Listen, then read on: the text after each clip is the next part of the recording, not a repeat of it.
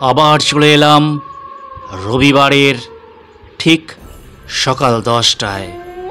আজকের ভৌতিক গল্প প্রেমেন্দ্র মিত্রের লেখা ভৌতিক গল্প মাহুরি কুঠিতে এক রাত।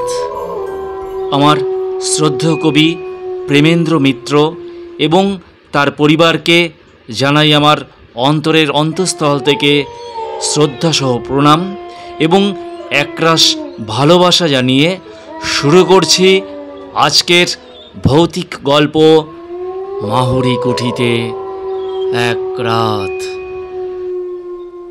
ট্রেনে যেতে যেতে ব্যাপারটা যতই ভেবে দেখছিলাম ততই আরও অদ্ভুত লাগছিল। বাস্তব ঘটনা অবশ্য অনেক সময়ই কাল্পনিক গল্পের চেয়ে বিস্ময়কর হয় জানি, তবুও যেন এই ব্যাপারটায় বিশ্বাস করতে কিছুতেই প্রবৃত্তি হচ্ছিল না। দুদিন আগেই বিমলের সঙ্গে আমার মেসের ঘরে প্রায় 1টা পর্যন্ত জেগে তুমুল তর্ক করেছি। শেষ পর্যন্ত এ বয়সের তর্কাতর্কির যা পরিণাম হয় তাও আমাদের বচসায় হয়েছে। দুজনেরই জেদ রাগ বেড়ে গেছে এবং পরস্পরকে যা তা বলে যুক্তির অভাব পূরণ করেছি। আমি বলেছি, যেমন ছাতুখোরের দেশে জঙ্গলের মাঝে থাকিস তেমনি জঙ্গলি বুদ্ধিও হয়েছে তোর। বিমল বলেছে, শহরের মাঝখানে ইলেকট্রিক লাইটের তলায় বসে বারফটটাই সবাই মারতে পারে। এক রাত ওই ভেরেন্ডির জঙ্গলের ধারে মাহিরি কুঠিতে কাটাতে পারলে আমি তাহলে বুঝতাম। আমি তখন হেসে উঠে বলেছিলাম, তোর ওই ভূত শহর আর ইলেকট্রিক লাইটকেই বা ডরায় কেন? বেছে বেছে যত ওই পোড়ো বাড়ি আর জঙ্গলে না থেকে সেই তো এখানে এলে পারে নাকি? বিমল চটে উঠে জবাব দিয়েছে, তার দায় পড়েছে। তোর কাছে ভূত আছে এ কথা প্রমাণ করার জন্য তার তো মাথা ব্যথা নেই। বিমলকে আরও রাগিয়ে দিয়ে বলেছি, আচ্ছা আচ্ছা, তার না হোক, তোর তো আছে। তুই নিজে কোনো দিন মাহুরি না ওই মুহুরি কুঠিতে থেকে দেখেছিস? বিমল বলেছে, এখনও রাত কাটাইনি, তবে বাইরে থেকে যা দেখেছি তাই যথেষ্ট। আমি এ কথার উত্তরে এমনভাবে বিদ্রূপের স্বরে ওফ যেই বলেছি, বিমল মর্মাহত হয়ে চুপ করে গেছে। খানিক বাদে গম্ভীর মুখে শুধু বলেছে, সাহস থাকে তো একবার সেখানে যাস। আমি তখন ব্যঙ্গ করে বলেছি, গেলে অন্তত ওই মাহুরি কুঠির বাইরে থাকবো না আমি। পরের দিন সকালে অবশ্য আমাদের এই তর্ক নিয়ে মন কষাকষির কোনো চিহ্ন আর ছিল না। বিমল সকালের ট্রেনেই তার কাজের জায়গায় চলে যাবে। আমি স্টেশনে তাকে তুলে দিতে গিয়েছিলাম। আগের রাতের তর্কের কথা দুজনে একবারও ভুলে উত্থাপন করিনি, কিন্তু কে জানতো যে তর্কের জের অমন করে মেটবার নয়। দুদিন বাদেই আমাকে সত্যি সত্যি ভেরেন্ডির জঙ্গলের উদ্দেশ্যে রওনা হয়ে পড়তে হবে, তাই বা কে ভেবেছিল?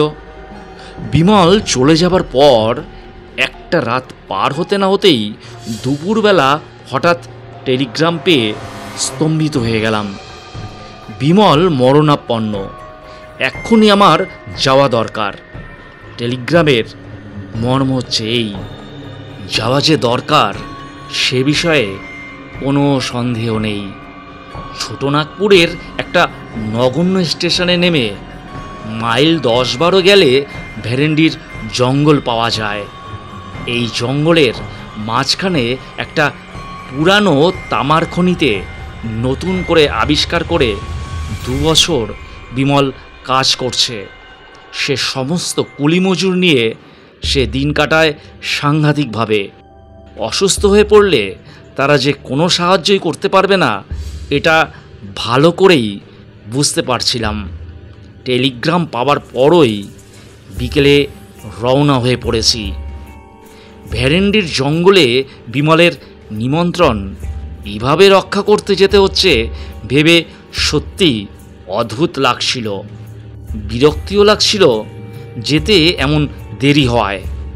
যে স্টেশনে নেমে ভেরেন্ডির জঙ্গলে যেতে হয় অত্যন্ত নিকৃষ্ট ধরনের প্যাসেঞ্জার ছাড়া আর সব গাড়ির কাছে সে অস্পৃশ্য।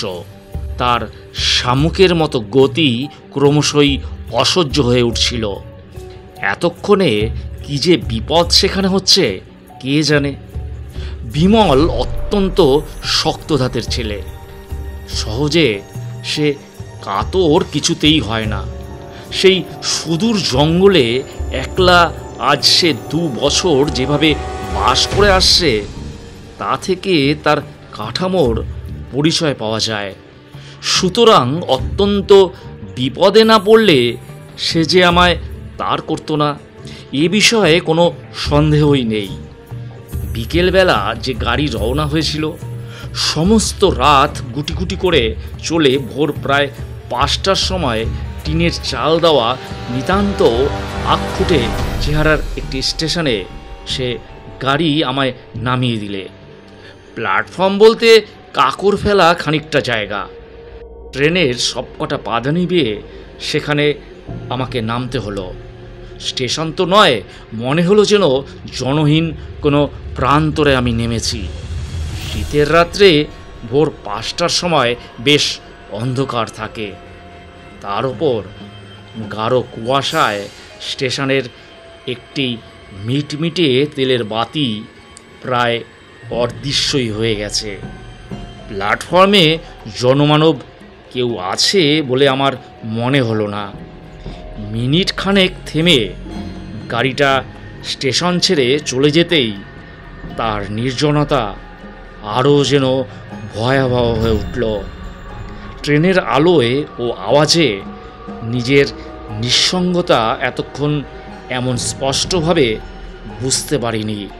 কিন্তু এই স্টেশন থেকে তো বেরোতে হবে। ভেরেন্ডির জঙ্গলের রাস্তা এখান থেকে 10-12 মাইল দূর, এইটুকু মাত্র জানি। কোন দিকে যেতে হবে সে সম্বন্ধে কোনো ধারণাই আমার নেই। জিজ্ঞাসাই বা কাকে করি? টিকিট চাইতেও তো কেউ আসছে না। স্টেশনের অস্পষ্ট বাতিটার দিকে এবার আমি এগিয়ে গেলাম। স্টেশনের ঘরে কোনো না কোনো লোক তো নিশ্চয়ই আছে। ঠাড়িয়ে সত্যি একেবারে আতকে উঠে দাঁড়িয়ে পড়লাম। মানুষ নয়, যেন বাঘের গলার আওয়াজ। পিছন ফিরে কুয়াশার ঘোলাটে একটা নীল আলো ছাড়া কিন্তু কিছুই প্রথমটা দেখতে পেলাম না। নীল আলোটা আরও একটু কাছে এগিয়ে আসার পর বিশাল একটা বস্তার মতো জিনিস অস্পষ্টভাবে দেখা গেল। জিনিসটা বস্তা নয়, মানুষের মাথা। প্রকাণ্ড কমফোর্টার ও তার ওপর কম্বল জড়িয়ে কত বড় হয়েছে। সেই কম্বল ও কমফোর্টারের সামান্য একটু ফাঁকের মধ্যে এবার প্রকাণ্ড একজোড়া গোঁফ ও 2টি জলজলে চোখ দেখা গেল। শরীরের অন্যান্য অংশ অন্ধকারে অস্পষ্ট। সত্যিই প্রথমটা কেমন হতবুদ্ধি হয়ে গিয়েছিলাম। সেই কম্বল জড়ানো মুখ থেকে গম্ভীর বাজখাই গলায় টিক্স শুনেও যেন প্রথমে ব্যাপারটা ভালো করে বুঝতে পারিনি। আবারও আওয়াজ এলো, টিক্স কাহা।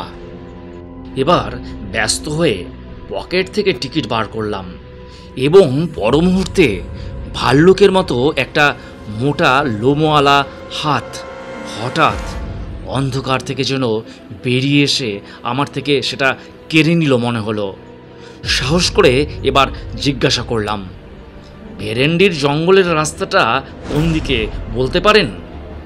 নীল আলোটা দূরে সরে যেতে শুরু করেছিল ইতিমধ্যে। সেটা থামলো এবং কুয়াশার ভেতর থেকে শোনা গেল সবিস্ময়ে প্রশ্ন, কাহা?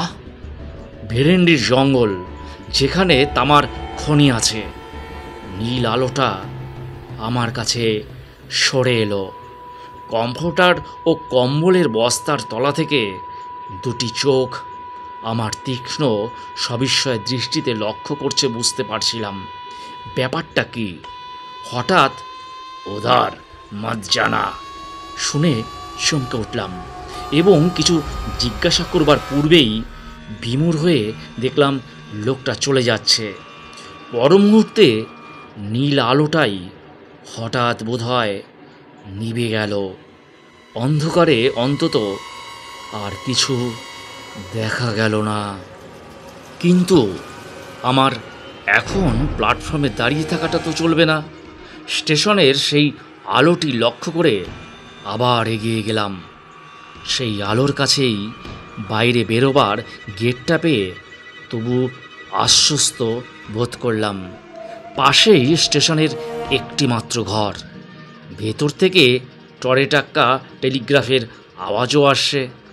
গেট দিয়ে বেরোতে বেরোতে কৌতূহল ভরে একবার জানালা দিয়ে উঁকি মেরে সত্যিই বিস্মিত হলাম। একটা কুলি বা চাপরাশিও সেখানে দেখা নেই।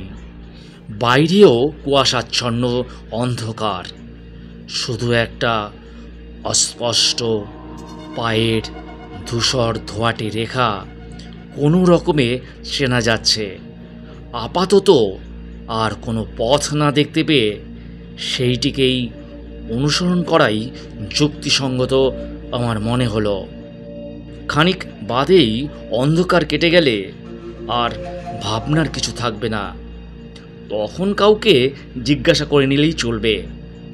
কিন্তু আকাশ পরিষ্কার হওয়া সত্ত্বেও কাউকে জিজ্ঞাসা করবার সুবিধা কিচ্ছু হলো না।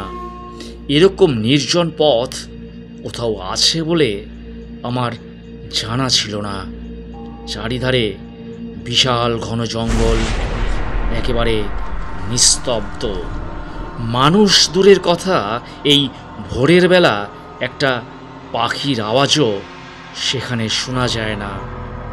সৌভাগ্যের কথা, জঙ্গলের মধ্যে পায়ে চলার দু একটা রেখা ছাড়া এ পথ কোথাও দুভাগ হয়ে যায়নি। ঘণ্টা চারেক চলবার পর পথ ক্রমশ উপরে উঠেছে বুঝতে পারলাম। জঙ্গলও সেখানে আরও নিবিড়। একটা চড়াই পার হয়েই দূরে একটা পাথুরে ঢিবির ধারে ছোট একটা বস্তির মতো দেখতে পাওয়া গেল। সে বস্তির পিছনে একটা বিশাল ভাঙা পুরো বাড়ি পাথুরে ঢিবির সঙ্গে পাল্লা দিয়ে জঙ্গলের উপরে মাথা তুলেছে। কাছে গিয়ে যন্ত্রপাতি ইত্যাদির চিহ্ন পেয়ে বুঝলাম সেইটাই খনি। কিন্তু এখানেও যে খোলার চালের ঘরগুলি অধিকাংশই সকালবেলায়ও বন্ধ। একটি বাড়ি তার মধ্যে দেখতে পেয়ে সেইটাই বিমলের থাকবার জায়গা হবে মনে করে দরজায় গিয়ে কড়া নাড়লাম। কোনো সাড়া শব্দ নেই। দরজায় মৃদু একটা ধাক্কা দিতেই সেটা খুলে গেল। সামনেই বসবার ঘর, কয়েকটা বেতের চেয়ার ও একটা টেবিল পাতা। পেছন দিকে ভেতরের দিকের দরজায় পর্দা ঝুলছে। এ ঘরেও কেউ নেই। পর্দাটা সরিয়ে ভেতরে ঢুকতে যাচ্ছি, এমন সময়ে পেছনে পেছনে পদশব্দ শুনে চমকে পেছন ফিরে তাকালাম। চমকে উঠবার কথাই বটে। প্রায় 6 ফুট লম্বা, অত্যন্ত রোগা ও সরু যে লোকটি ঘরে ঢুকেছে, বিজ্ঞাপনের ব্যঙ্গচিত্রে ছাড়া অমন চেহারা কোথাও চোখে পড়েনি। জিজ্ঞাসা করলাম, বিমলবাবু কোথায় আছেন বলতে পারো? কোন বাবু? বিমলবাবু। আমি তার অসুখে টেলিগ্রাম পেয়ে আসছি। কেমন আছেন এখন? ইঞ্জিনিয়ার বাবু কো মাংতা বলে লোকটা হাতের ও মুখের অপরূপ একটা ভঙ্গি করলে। কিছু বুঝতে না পেরে বললাম, ইঞ্জিনিয়ার বাবুই হলো, কিন্তু তিনি কোথায়? লোকটা আমার দিকে খানিক অদ্ভুতভাবে তাকিয়ে থেকে যা বললে তার মর্ম বুঝতে আমার মিনিট দুয়েক লাগলো, এবং তারপর স্তম্ভিত হয়ে আমি ঘরের একটি চেয়ারে বসে পড়লাম। ধীরে ধীরে তারপর সমস্ত ব্যাপারই শুনলাম। আমি টেলিগ্রাম পেয়ে যখন ট্রেনে রওনা হয়ে পড়েছি, তখন বিমল এ জগৎ থেকেই রওনা হয়ে গেছে। সবচেয়ে আঘাত পেলাম যেভাবে সে মারা গিয়েছে তার বিবরণ শুনে। এক হিসাবে আমি তার মৃত্যুর জন্য দায়ী, কারণ কোনো অসুখে বিমল মারা যায়নি। তার মৃত্যু অত্যন্ত রহস্যজনক। কলকাতা থেকে ফিরে এসে বিমল বোধহয় আমার বিদ্রূপ স্মরণ করেই জেদের বসে ওই মাহরি কুঠিতে সমস্ত রাত একলা কাটায়। তার সঙ্গে যারা কাজ করে তারা সকলেই মানা করেছিল, কিন্তু সে কারো কথাই শোনেনি। শেষ রাত্রে একটা অদ্ভুত গোঙানি শুনে তার বেয়ারা রামদিন ঘর থেকে বেরিয়ে এসে বাইরের মাঠে বিমলকে অচৈতন্য অবস্থায় পড়ে থাকতে দেখে। ধরাধরি করে তাকে ভেতরে তুলে আনার পর দেখা যায় তার মাথায় গভীর আঘাতের চিহ্ন, গায়েও নানা জায়গায় দাগ আছে। সে নিজেই পড়ে যাক বা কেউ তাকে ফেলে দিয়ে থাকুক, কোনো উঁচু জায়গা থেকে পড়ার দরুন যে তার মাথার দারুণ চোট লেগেছে সে বিষয়ে কোনো সন্দেহ ছিল না। অনেক সেবা শুশ্রূষার পর সকালের দিকে আধ ঘন্টার পর যখন তার জ্ঞান ফিরেছিল, সেই সময় সে আমায় টেলিগ্রাম করতে বলেছিল, কিন্তু তারপর উন্নতির বদলে ক্রমশ তার অবস্থা খারাপের দিকে যেতে থাকে। বিকেল 4টের সময় সে মারা যায়। এদেশের লোকের, বিশেষত অশিক্ষিত কুলি মজুরদের কুসংস্কার অত্যন্ত বেশি। তাদের ইঞ্জিনিয়ার বাবুকে ভূতেই যে ফেলে দিয়েছে এ বিষয়ে তাদের কোনো সন্দেহ নেই। সেই জন্য বিমলের মৃত্যুর পর তার সৎকার করেই তারা সদল বলে খনির বস্তির থেকে চম্পট দেয়। আমি সেই জন্যেই সকালে এসে কাউকে কোথাও দেখতে পাইনি। বেচারা রামদিনও পালিয়েছিল। যাবার সময় তবু বুদ্ধি করে সে স্টেশনে আমার ঠিকানায় আরও একটা তার করে দেয়। আগেই রওনা হবার দরুন আমি সে তার পাইনি। যার কাছে সমস্ত খবর পেলাম, ব্যঙ্গচিত্রের মতো চেহারার অদ্ভুত সেই লোকটি রামদিন। আজ সকালবেলা সে সাহস করে বাবুর জিনিসপত্রের তদারকি করতে কিংবা চুরির মতলবে যে কারণেই হোক ইঞ্জিনিয়ার বাবুর কুঠিতে সে এসেছে। সমস্ত ব্যাপার শুনবার পর আমার মনের অবস্থা যা হলো তা বর্ণনা করা অসম্ভব। বিমলের এ পরিণামের কথা আমি স্বপ্নেও ভাবতে পারিনি, কিন্তু এ ব্যাপারের পর চুপ করে চলে যাওয়াও আমার পক্ষে অসম্ভব। ভূতই হোক আর যাই হোক, এ ব্যাপারের আমার সংকল্প আমি তখনই ঠিক করে ফেলেছি। ভেরেন্ডির জঙ্গল থেকে নিকটস্থ থানা প্রায় এক বেলার পথ। দুপুরে রামদিনকে দিয়ে সেখানে খবর পাঠিয়েছি। আমি রাত্রের জন্য প্রস্তুত হতে লাগলাম। আর কিছুর জন্য না হোক, অন্তত বিমলের কাছে দেওয়া আমার প্রতিশ্রুতি রাখবার জন্যেই মাহরি কুঠিতে এক রাত আমার কাটাতেই হবে। তার জন্যে আয়োজন অবশ্য বেশি কিছু করবার নেই, শুধু একটা জোরালো বৈদ্যুতিক টর্চ ও একটা ছোট লোহার রডই আমি সঙ্গে নেব ঠিক করলাম। সন্ধ্যার আগে রামদিনের ফিরে আসবার কথা, কিন্তু রাত প্রায় 7টা হয়ে গেলেও তার কোনো পাত্তা পাওয়া গেল না। মুখে আমায় কথা দিলেও ভূতের ভয়ে সে শেষ পর্যন্ত সরে পড়েছে বুঝতে পারলাম, কিন্তু পুলিশের লোকেরও দেখা নেই কেন?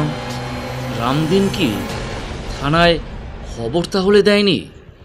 জঙ্গলের মাঝে পরিত্যক্ত খনির বস্তিতে আমি সম্পূর্ণ একা। রাত 9টা বাজবার পর আর অপেক্ষা করতে পারছিলাম না। পুলিশের লোক আসুক বা না আসুক, মাহরিকুঠিতে একাই আমার যেতে হবে।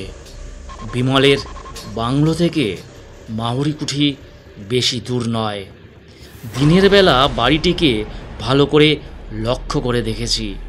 প্রকাণ্ড দোতলা 2 মহলা কুঠি। কি খেয়ালে যে এখানে এত বড় বাড়ি কেউ নির্মাণ করেছিল বোঝা কঠিন। বাড়িটির অবশ্য অত্যন্ত ভগ্নদশা। বড় বড় গাছ তার দেওয়াল ভেদ করে বেড়ে উঠেছে। বাইরের দিকের ঘরগুলির জানালা দরজার চিহ্ন আর নেই। এই শুকনো দেশেও ভেতরের ঘরগুলিতে শ্যাওলা ও আগাছা জন্মেছে প্রচুর। ভাঙা দেউড়ি দিয়ে বাইরের মহলা পার হয়ে গেলে ভেতরের বিশাল যে সমস্ত উপর নিচের গোলক ধাঁধার মতো অসংখ্য ঘর পাওয়া যায়, দিনের বেলাতেও সেগুলি অন্ধকার। দরজা জানলা অধিকাংশেরই নেই, যেগুলি আছে সেগুলিও দরজা থেকে খুলে পড়েছে। আসবাবপত্র অনেক ঘরে এখনও অত্যন্ত জীর্ণ অবস্থায় টিকে আছে। শুধু বোধহয় ভূতের ভয়ে চোরও সেখানে প্রবেশ করেনি বলে। অমূলক ভয় আমার নেই, তবু টর্চ হাতে বাইরের দেউড়ি দিয়ে মাহিরিকুঠিতে প্রবেশ করবার সময় নিজের অনিচ্ছা সত্ত্বেও গা ছমছম করে যে উঠছিল তা স্বীকার করতে বাধ্য হচ্ছি। এমন গাঢ় জমাট অন্ধকারের সঙ্গে পরিচয় আমার সত্যি কখনো হয়নি। টর্চের আলোকে যেন সবলে তাকে কেটে বেরোতে হচ্ছে। বাইরের মহলের ওপর নিচের সমস্ত ঘরগুলো ঘুরে দেখে ভেতরে মহলে ঢুকলাম। নিচের ঘরগুলির দুর্দশা অত্যন্ত বেশি।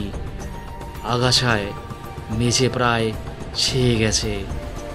ইট সুরকি পাথর জানালার জায়গায় জায়গায় ঝরে ঝরে পড়ছে আর আছে স্তূপাকার হয়ে। ঘরগুলিতে ঢোকাও বিপজ্জনক। যে সমস্ত ঘর ছেড়ে এবার ভগ্নপ্রায় সিঁড়ি দিয়ে দোতলায় উঠলাম, দোতলার ঘরগুলি এখনও অনেকটা ভালো অবস্থায় আছে। একটার পর একটা টর্চের আলো ভালো করে পরীক্ষা করে যেতে যেতে কিন্তু অস্বাভাবিক কোনো কিছুই দেখতে পাচ্ছিলাম না।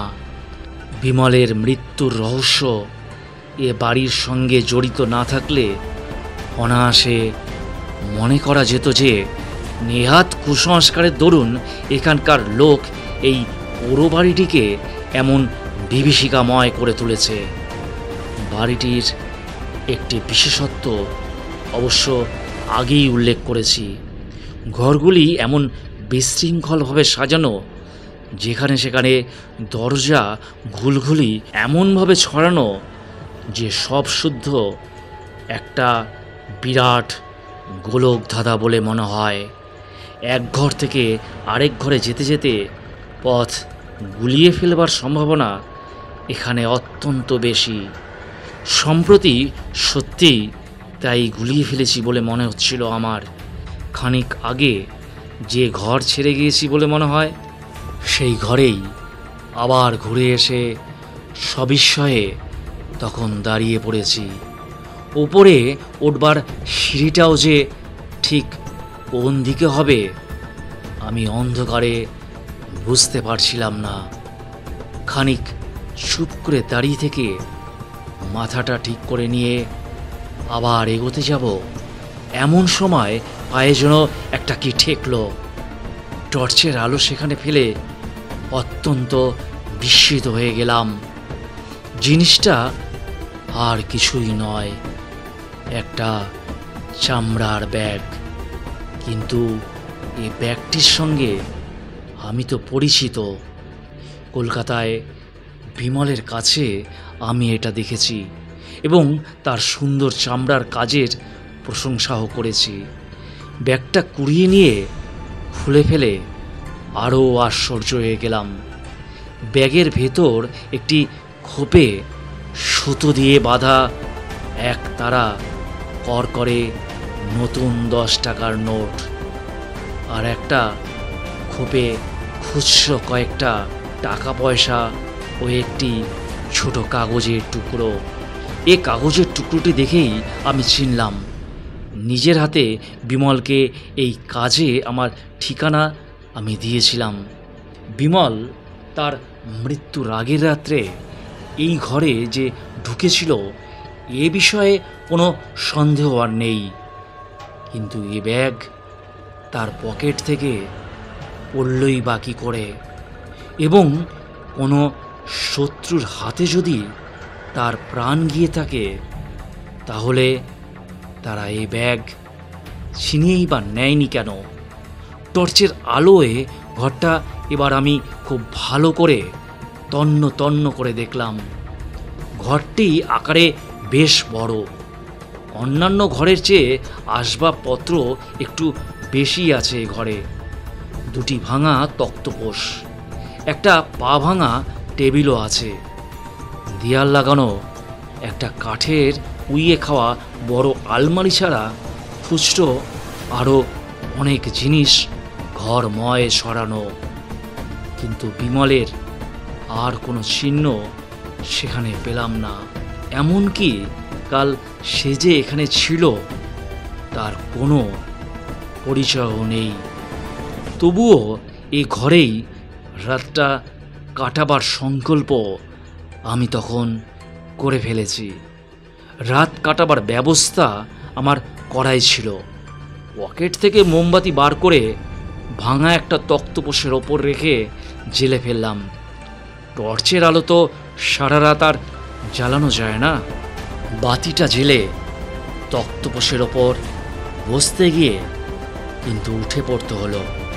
পাশের ঘরে হঠাৎ হুড়মুড় করে কি একটা ভারী জিনিস পড়ে যাবার শব্দ। এতক্ষণ এই পুরো বাড়িতে এ ধরনের কোনো শব্দই কানে আসেনি। টর্চটা তুলে নিয়ে পাশের ঘরে গিয়ে কিন্তু প্রথমে একেবারে বিমূঢ় হয়ে গেলাম।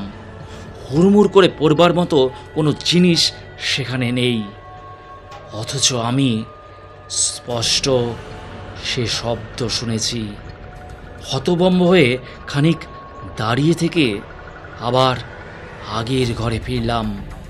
বাতিটা কেমন করে যে ইতিমধ্যে নিভে গেছে কে জানে। দেশলাই বের করে আবার সেটা জ্বালাতে গিয়ে জ্বালা আর হলো না। বাইরের বারান্দায় চটি পায়ে ছটফট করে চলার স্পষ্ট শব্দ শোনা গেল। ঝড়ের মতো এবার ঘর থেকে বেরিয়ে পড়লাম। টর্চ ফেলবার আগেই কিন্তু শব্দটা থেমে গেছে। টর্চ ফেলে অবাক হয়ে দেখলাম সত্যি দুটো মান্দাত্তার আমলের শুকনো চিমড়ে ছেঁড়া বেহারি চটি সেখানে পড়ে রয়েছে। না, ভয়ে তখনও আমি পাইনি, বরং কোনো দুষ্টু লোকের কারসাজি যে এর ভেতরে আছে সেই সন্দেহই আমার তখন দৃঢ় হয়েছে। সে কারসাজির সমুচিত শাস্তি আমাকে দিতেই হবে। চটি দুটো হাতে করে তুলে নিয়ে আবার ঘরে ফিরলাম এবং বাতি জেলে গ্যাট হয়ে ভাঙা তক্তপোষের ওপর বসলাম ঘটনার পরিণতি দেখবার জন্য। ভুতুরে চটি যদি হয় তো আমার চোখের সামনেই চলুক দেখি। মিনিট 10 কোনো কিছুই হলো না। ভুতুরে চটির ক্ষমতার বহর দেখে নিজের মনেই আমি হাসছি। এমন সময় সত্যি সমস্ত গায়ে কাঁটা দিয়ে উঠল। চুপি চুপি আমার পেছনে কে যেন স্পষ্ট আমার নাম ধরে ডাকলে একবার। মোমের বাতিতে ঘরে তেমন আলো না হলেও সব পরিষ্কার দেখা যাচ্ছে। পিছনে কেউ কোথাও নেই। তবে তবে এ শব্দ কোথা থেকে এলো? আমার আমার মনের ভুল। কিন্তু মনের এরকম ভুল হওয়াও তো ভালো লক্ষণ নয়। ভয় পেয়ে যাদের মাথা খারাপ হয়ে যায় তারাই চোখে নানা রকম ভুল দেখে, কানে নানা রকম আওয়াজ শোনে বলে তো আমি জানি না।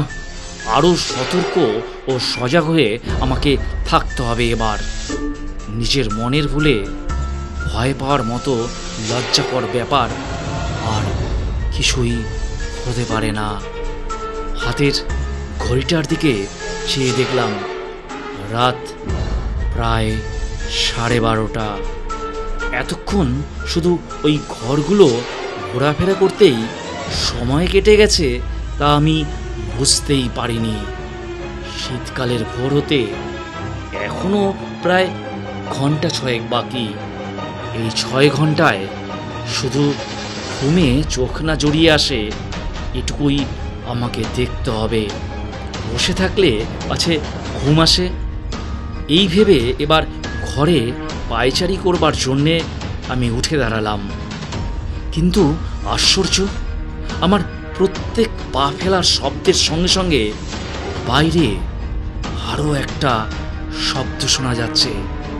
সে যদি কারুর পায়ের শব্দ হয় তাহলে তার চেহারাখানা যে কি রকম তা কল্পনা করাও কঠিন। বারান্দায় একটি হাতি হাঁটলেও বোধহয় অমন শব্দ হতো না। পায়চারি করতে করতে ইচ্ছে করে একবার থমকে দাঁড়ালাম। বাইরের শব্দ গেল থেমে, আবার চলতে শুরু করার সঙ্গে সঙ্গেই সে শব্দ শোনা গেল। আবার বাইরে ব্যাপারটা দেখতে যেতেই হলো।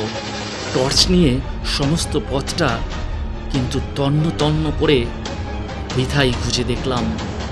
ফিরে এসে দেখি আবার আলো গেছে নিভে। না, ব্যাপারটা ক্রমশই বিরক্তিকর হয়ে দাঁড়াচ্ছে। দেশলাইটা পার করেছি এমন সময় আলো জেলো না ভূপেন। মিথ্যে কথা বলে লাভ নেই। সমস্ত শিরদাঁড়া বেয়ে একটা বরফ গলানো জলের স্রোত নেমে গিয়ে সমস্ত শরীর অবশ করে দিল। এ যে স্পষ্ট বিমলের গলা। নমস্কার, এরপর বাকি অংশ থাকছে আগামী পর্বে।